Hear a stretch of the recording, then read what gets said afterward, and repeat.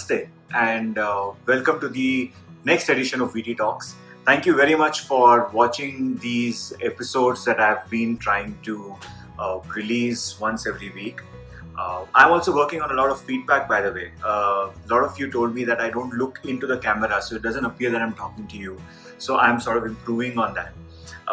As we move into a zone where everybody needs to prepare themselves for jobs and job interviews, this episode is going to focus on how you as an individual can really look at preparing for an interview process.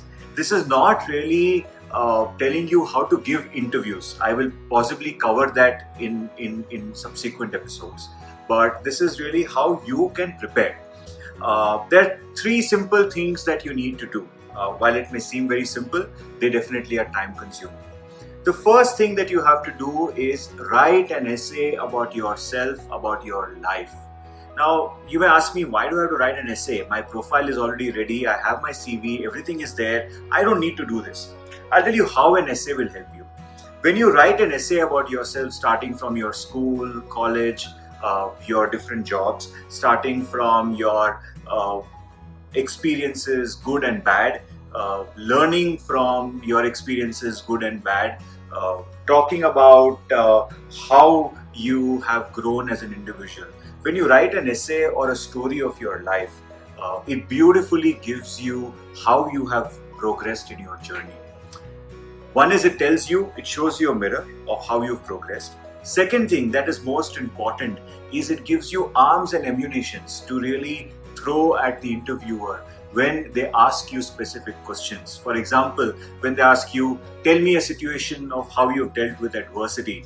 When you have an essay, you would have written 5 different adversities, so you can pick and choose adversities based on the interview you're giving. So writing an essay is a long process. It'll take about 3-4 days. But if you do that activity where you recollect in your childhood what happened, what were your achievements, what were your failures, out of those achievements and failures, what were your learnings, how have you grown? When you put that in a format and write your essay, it'll give you a great perspective about who you are as an individual and what your life has been. That's one. Start with writing an essay about yourself.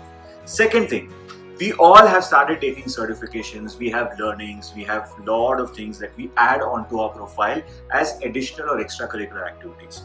What I want you to do is every course that you do, you have to do 2 things. One is get the learning out of those, maybe 3 or 4 learnings out of those courses.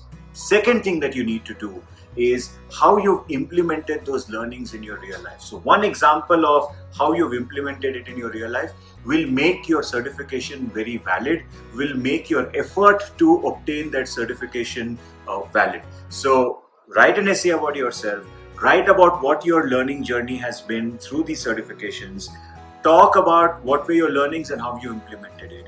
It'll really help you. Third thing, this is kind of funny, but is also important, is how you can remove global gyan and jargon from your profiles. We write skills like adaptability, flexibility, I don't know what not. Every adjective that we find, we want to write in our CV because it looks good. When you actually think about it, you are not being genuine to yourself and to the interviewer. So remove all those jargons. Even if you've written some objective which you've copied from somewhere, please remove it. Write what you believe in very strongly. When you use these 3 techniques, one is writing an essay about your entire life, starting from school, college to your work experiences, talking about your learnings, your failures, your successes. Just right now, what it'll do to you is it'll give you arms and ammunition to represent yourself in different situations through different examples. Certifications, as I mentioned, it's important that you get these certifications done where you jot down your learnings. If you don't, there's no point of getting those certifications done. And third is cut the clutter. Remove things that are not required. Please do not add things just for the sake of adding. When you do these 3 things, you will be better prepared for an interview. And I will cover in my next episode how you should give an interview or prepare for your job applications. Stay tuned and thank you for watching VT Talks as you always do. Namaste.